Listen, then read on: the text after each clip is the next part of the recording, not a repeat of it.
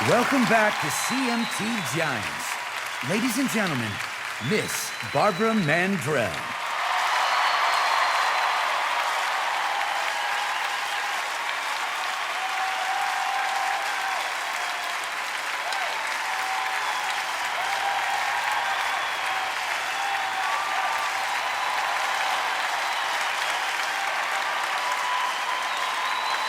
Thank you very much.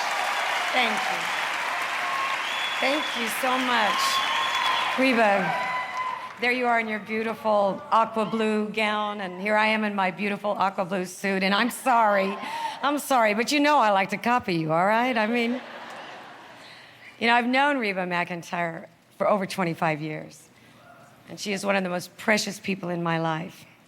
She is the epitome of greatness in show business. But more importantly, over many years, I have seen the epitome of greatness in her spirit and heart. There's so much about Reba that is so good and so special. Reba, you know how extraordinary and spectacular I think your musical talent is. But I want you to know that your television show, Reba, is my favorite television show.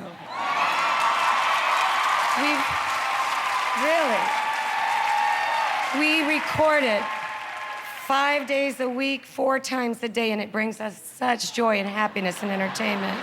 And I thank you so much for that. Reba, I love you so deeply. You and Narvel and Shelby are family to us. I admire you. I adore you. I treasure you. And I'm going to share something very personal with everybody. You see, my husband Ken and I, Reba and Narvel, we love to take our families to Aspen for Christmas. And it was, those beautiful snowy mountains, that we found time to talk about those personal places that we share as women. We always understood each other so well, and we see eye to eye. Well, one of the dearest things that we share is our faith. We shared that faith.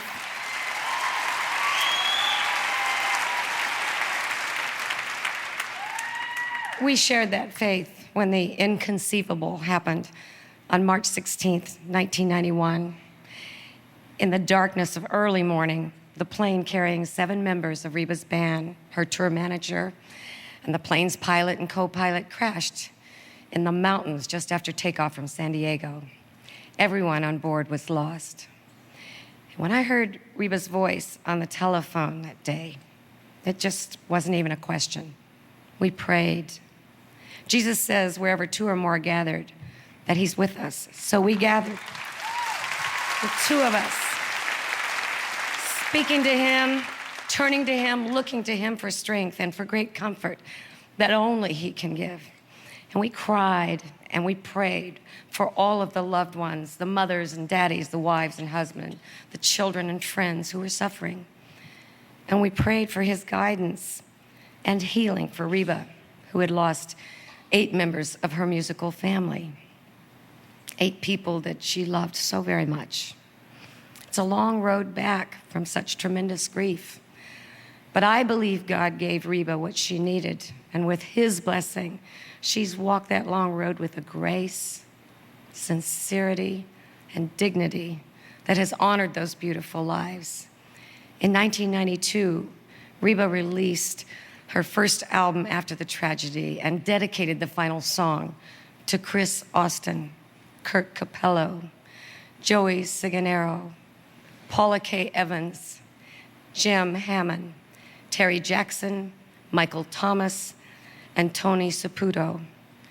And here to perform that song, If I Had Only Known, is the wonderful Miss Trisha Yearwood.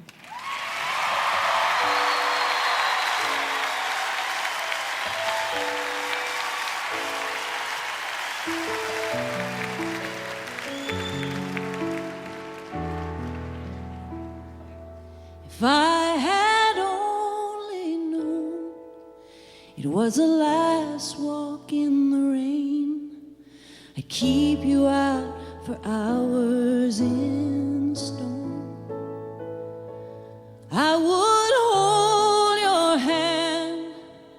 like a lifeline to my heart. Underneath the thunder we'd be warm. If I had only known it was our last walk in the rain.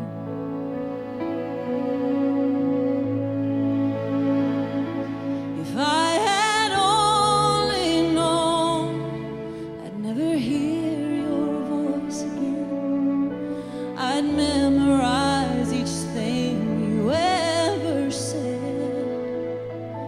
And on those lonely nights I could think of them once more and keep your words alive inside my head. If I had only known I'd never hear your voice again.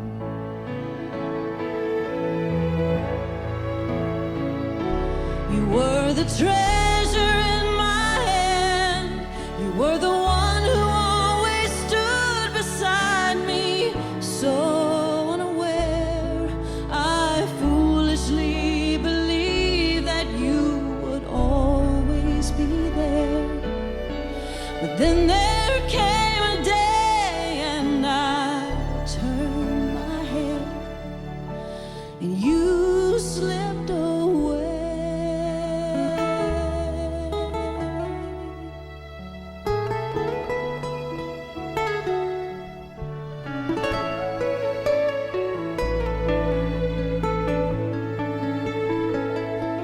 If I had only known it was my last night by your side, I'd pray a miracle to stop the dawn.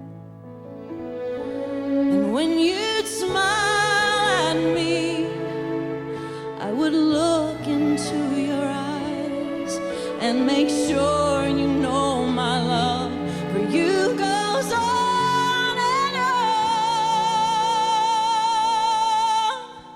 If I had only known, if I had only known, oh, the love I would have shown. If I had only known.